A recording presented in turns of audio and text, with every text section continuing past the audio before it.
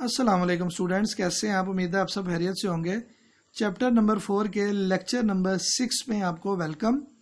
आज का हमारा फर्स्ट लॉन्ग क्वेश्चन होगा, what is cyber crime, explain some types of cyber crime. तो पहले इसकी डेफिनेशन देखेंगे। A crime in which computer network और devices are used is called cyber crime. यानी एक ऐसा जुर्म, ऐसा क्राइम जो कि कंप्यूटर नेटवर्क या कंप्यूटर डिवाइसेस के ज़रिए से किया जाता है, उसको बोलते हैं साइबर क्राइम। ये जो कंप्यूटर नेटवर्क है ये लोकल एरिया भी हो सकता है और इंटरनेट भी हो सकता है, वाइड एरिया भी हो सकता है। अब आ जाते हैं इसकी टाइप्स पे। तो फर्स्ट टाइप है इसकी आइडेंटिटी थेफ्ट। इसमें क्या होता है, आपको किसी फेक ईमेल के ज़रिए या लिंक के ज़रिए लिंक भेजा जाता है और आपके जो पासवर्ड होते हैं, ये जो अकाउंट इन्फॉर्मेशन होती है वो चोरी कर ली जाती है। नेक्स्ट हमारे पास transaction fraud. Simple financial fraud is another common crime in the online arena. ये अक्सर ऑनलाइन होता है, इंटरनेट के ज़रिए। ट्रांजैक्शनल फ्रॉड, फाइनेंशियल, ये कोई माली फ्रॉड हो सकता है। अ स्कैमर में offer N item for cell. एक जो फ्रॉडिया है, जो स्कैमर है, वो हो सकता है आपको ऑफ़र कराए किसी ऑक्शन साइट के ज़रिए कि ये जो आपको चीज़ है, फॉर एग्ज़ाम्पल कोई एक स्पेसिफिक प्रोडक्ट है, वो गाड़ी भी हो सकती है, वो आपको सस्ते दामों मिल सकती है with no intention of delivering once he she receive payments. आपने उसको जो पेमेंट थी वो क्रेडिट कार्ड के ज़रिए या अकाउंट के ज़रिए उसको भिजवा दी, लेकिन उसने जो प्रोडक्ट है वो आपको डिलीवर नहीं की। Alternatively a criminal might purchase an item for sale using a stolen credit card. ये भी हो सकता है कि जो क्रिमिनल है उसने एक क्रेडिट कार्ड को चोरी किया और फिर उससे किसी चीज़ को परचेज कर लिया online. It is also possible, ये भी मुमकिन है, to buy something from own credit card but then reporting the card stolen. ये भी हो सकता है कि वो अपने क्रेडिट कार्ड से उस चीज़ को खरीद ले, किसी स्पेसिफिक चीज़ को, और बाद में रिपोर्ट कर दे, जी मेरा कार्ड तो चोरी हो गया है। नेक्स्ट टाइप है हमारे पास एडवांस फी फ्रॉड। इसमें क्या होता है, sometimes the hacker congratulate you upon winning a big prize and ask you pay a small amount in advance. ऐसा होता है कि आपको कोई मैसेज आता है या लिंक आता है, ठीक है, उसमें आपको ये बताया जाता है कि आपका एक बहुत बड़ा प्राइज़ निकला है, और जब आप उसे फ़ोन कॉल करते हैं या उनसे कांटेक्ट करते हैं तो वो कहते हैं इतनी अमाउंट आप हमें एडवांस में सेंड करेंगे तो फिर हम आपका जो प्राइस है वो आपके घर तक पहुंचा देंगे। और ये आसान दौलत के लालच में बड़े लोग इसमें गुमराह हो जाते हैं और वो अपने पैसे गंवा बैठते हैं। नेक्स्ट आ जाता है hacking. Another cyber crime is the practice of hacking. Illegal accessing someone else computer, गैर मतलब नाजायज़ तौर पर किसी का कंप्यूटर हैक कर लेना, किसी कंप्यूटर यूज़ करना। This happens mostly when you download some file from internet and execute it without knowing details. जब भी आप इंटरनेट से कोई फाइल, कोई सॉफ्टवेयर डाउनलोड करें तो उसकी डिटेल ज़रूर पढ़ लें। अक्सर होता है जैसे ही आप उसको एग्जीक्यूट करते हैं तो आपकी जो इन्फॉर्मेशन होती है, जो आपके कंप्यूटर में, वो क्रेडिट कार्ड हो सकता है, वो आपके पर्सनल इन्फॉर्मेशन हो सकती है, अकाउंट की इन्फॉर्मेशन हो सकती है, वो चोरी कर ली जाती है।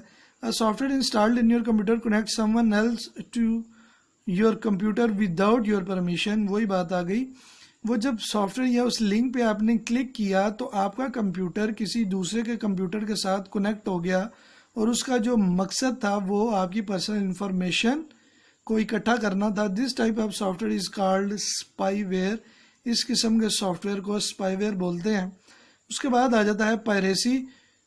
तो ये पायरेसी हम ऑलरेडी डिस्कस कर चुके हैं। Piracy is also a type of a cyber crime. यहाँ तक लिखने के बाद जो मटेरियल मैंने आपको पेज नंबर 75 पे पायरेसी का करवाया था वो कॉपीराइट लॉ तक आप करेंगे, और उसमें जो सॉफ्टवेयर पर ऐसी की डेफिनेशन थी और उसकी टाइप सी वो इसमें नहीं लिखेंगे।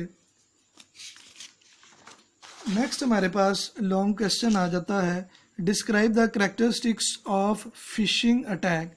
हमने फिशिंग शॉर्ट क्वेश्चन देखा था, तो फिशिंग में होता क्या था कि आपका कोई फ्रेंड यानी कि कोई ऐसा अननोन बंदा जो क्रिमिनल है वो आपके फ्रेंड होने का दावा करता है मुख्तलिफ ज़राए से, और आपकी जो पर्सनल इंफॉर्मेशन होती है वो इकट्ठी कर लेता है। तो अब हम देखते हैं characteristics of phishing attack. Fishing is the fraudulent attempt by sending email to obtain sensitive information such as username, password and credit card details। ये क्या होता है, क्रिमिनल अटेम्प्ट होती है, वो ईमेल के ज़रिए हो सकती है, वो लिंक के ज़रिए हो सकती है, ताकि आपकी जो सेंसिटिव इंफॉर्मेशन है जैसे कि user name, password, credit card की डिटेल वो हासिल कर ली जाए और फिर उनका गलत इस्तेमाल किया जाए। नेक्स्ट आप हेडिंग देंगे characteristics of phishing email. It normally appears an important notice. ये अक्सर ऐसे अपीयर होता है जैसे कोई अहम मैसेज हो, अर्जेंट अपडेट हो या कोई अलर्ट हो, और इसमें जो सब्जेक्ट लिखा जाता है, जो मैसेज लिखा जाता है वो इस तरह लिखा जाता है कि जो उस मैसेज का या उस ईमेल का रिसीवर है वो यही समझता है कि ये उसी जो किसी स्पेसिफिक कंपनी की तरफ से यानी भरोसेमंद जो सोर्स है वहाँ से भेजा गया है। मिसाल के तौर पर someone try to open your account, change your password immediately।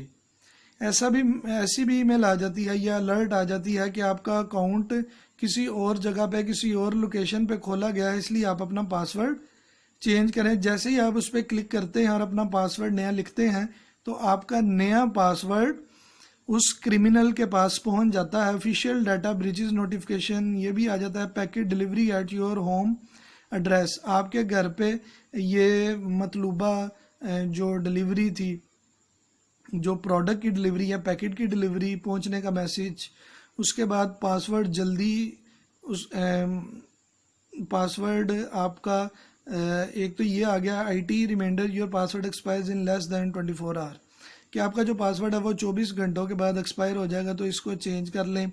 अपनी जो आपकी वेकेशन है उसको रिवाइज कर लें। मेल अकाउंट अपडेट, यानी इसका जो मकसद यही होता है कि आपकी इंफॉर्मेशन को हासिल किया जाए।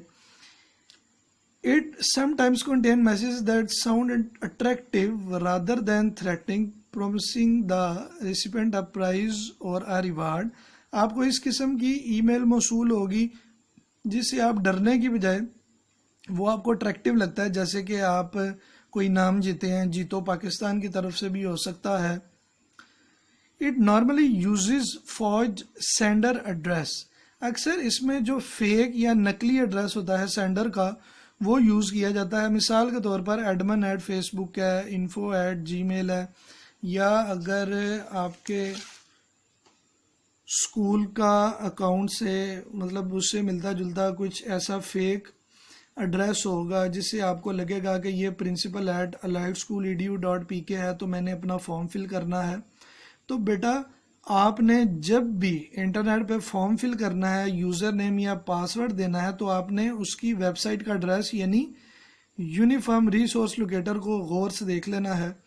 It usually takes contents such as logos images from the actual website to make the fraudulent email look like a genuine email. इसमें अक्सर लोगोज भी हो सकते हैं, इमेजेस भी हो सकती हैं, ताकि जो ईमेल है वो जेन्युइन लगे, असल लगे। It may contains a form for the recipient to fill the personal financial information to let recipient submit it। अक्सर ये भी हो सकता है कि अकाउंट इन्फॉर्मेशन अगर आप चेंज करना चाहते हैं या पासवर्ड चेंज करना चाहते हैं, उस किस्म का फॉर्म होगा, और जैसे ही आप वो सबमिट बटन पर क्लिक करेंगे तो आपकी इन्फॉर्मेशन उस मौजूदा कंपनी जिसका आप तस्वुर कर रहे हैं कि उस कंपनी की है, उसकी बजाय किसी दूसरे यानी जो क्रिमिनल है उसके डाटाबेस पर ट्रांसफ़र हो जाएगी। नेक्स्ट हेडिंग आ जाएगी करैक्टरिस्टिक्स ऑफ फिशिंग वेबसाइट। तो फिशिंग वेबसाइट ये कैसी होती है, ये it looks like original due to same content, यानी जो ओरिजिनल वेबसाइट होगी उस तरह का कंटेंट होगा, उसमें इमेजेस होंगी, टेक्स्ट, लोगोज और कलर स्कीम होगी। It may contains actual link to a web content of the legitimate website such as contact us, privacy और disclaimer to trick the visitors। अक्सर क्या होता है कि इसका जो उस वेबसाइट का वेब कंटेंट होगा वो आपको ऐसे लगेगा कि ये वाकई ऑथोराइज्ड वेबसाइट है, जैसे कि ऑथोराइज वेबसाइट्स पर कॉन्टैक्ट अस या प्राइवेसी या डिस्क्लेमेयर पॉलिसीज होती हैं, ताकि जो विजिटर है वो ट्रिक हो सके, अट्रैक्ट हो सके।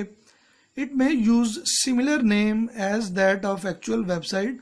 तो ऐसे भी होता है कि जो असल वेबसाइट है उससे मिलता जुलता नाम इसका होता है फिशिंग वेबसाइट का।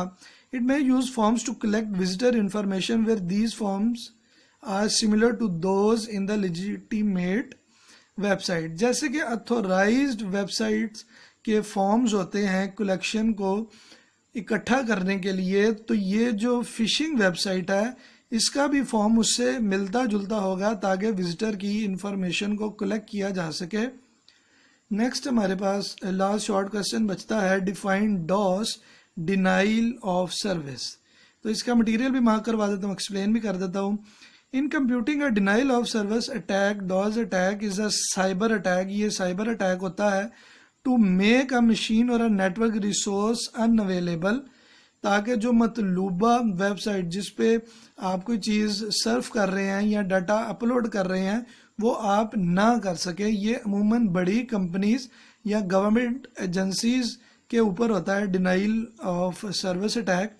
It means a service is denied, यानी कि आप यूआरएल लिखेंगे उस वेबसाइट का, लेकिन वो उसको अलाउ नहीं करेगी, उसके जो रिजल्ट हैं वो आपके सामने नहीं आएंगे। अमूमन ऐसे होता है कि जब बच्चों का रिजल्ट आता है बोर्ड का, तो वो इतने ज़्यादा यूज़र एक ही टाइम में उसको यूज़ कर रहे होते हैं कि वो सिस्टम बैठ जाता है। ये तो एक होता है एक आम तरीका, ठीक है, आम तरीका होता है, वो रियल, वो वाकई उस टाइम जो सर्वर होता है वो काम करना कम हो जाता है, उसकी जो काम की कैपेसिटी है। लेकिन जो हमारी जो बड़ी कंपनीज की वेबसाइट है या जो गवर्नमेंट एजेंसीज की वेबसाइट है, उनमें जितने भी यूज़र आ जाएं तो वो जो सिस्टम है उसका बैठना मुश्किल होता है। अब इसमें क्या होता है, for example if you want to visit a website but someone else is already sending too many request to the same website using computer program. मुख्तलिफ कंप्यूटर प्रोग्राम की मदद से वो डिफरेंट लोकेशंस से क्या करता है, बार बार रिक्वेस्ट भेजता जाता है। Then you may not be able to access that website, तो आप उस स्पेसिफिक वेबसाइट को एक्सेस नहीं कर पाते। ये भी साइबर क्राइम में आता है, डॉस डिनाइल ऑफ सर्विस। ठीक है, तो ये तो बेटा आज का लेक्चर, उम्मीद है आपको समझ आई होगी। दुआ में याद रखिएगा। अल्लाह हाफिज़।